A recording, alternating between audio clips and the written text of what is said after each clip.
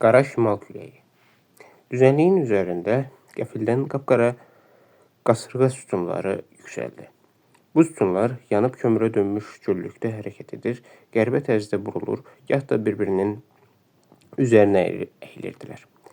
Belə qəribə hadisəni birinci dəfə görən adamlar qorxuya düşmüşdülər. Kərvan dayandı, atlar kişnəşir, qatırlar hayqırırdı. Bu vaxt irəlidə xilaskar atlı göründü. O furqonlara çatar-çatmaz, irəli, mümkün qədər tez, deyə qışqırdı.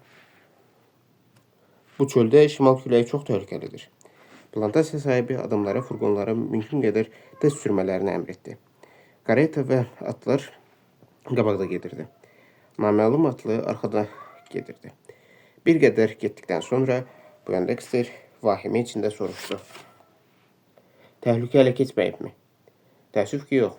Bəs əlac nədir? Deyə Poindexter səsləndi. Çıxış yolu var. Qasırğadan yaxa qurtarmasaq da, təhlükədən yaxa qurtarmaq mümkündür.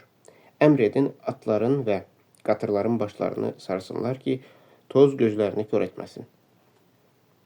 Adyal, baş yaylığı, nə varsa istifadə edin. Sonra adamların hamısı furqonların çadırları altına toplaşsın. Furqonların dörd bir tərəfi kip örtülsün. Deyilənlər edildikdən sonra plantasiya sahibi və oğlu da cəld karetaya girdilər. Bundan sonra baş verənləri təsvir etmək çətindir. Bu təbii fəlakətin mənzərəsini heç kəs görmədi. Heç kəs cürət edib ora baxa bilmədi. Ətrafı zil qaranlıq bürümüşdü. Yalnız küləyin dəhşətli uğultusu eşidilirdi. Furqonların çadırları şaqqıldayırdı. Toz duman hər yeri sarmışdı. Bu hal bir saat çəkdi. Karetanın pəncərəsi yanında naməlum atlının səsi eşidildi. Çıxa bilərsiniz. Təhlükə soğuşdu. Tufan ötüb keçdi. Plantasiya sahibi karetadan enərək, Sir, biz sizə minnətdarıq. Həyatımızla, deyə Henry atasının sözünə əlavə etdi. Lütfən adınızı bizə söyləyin.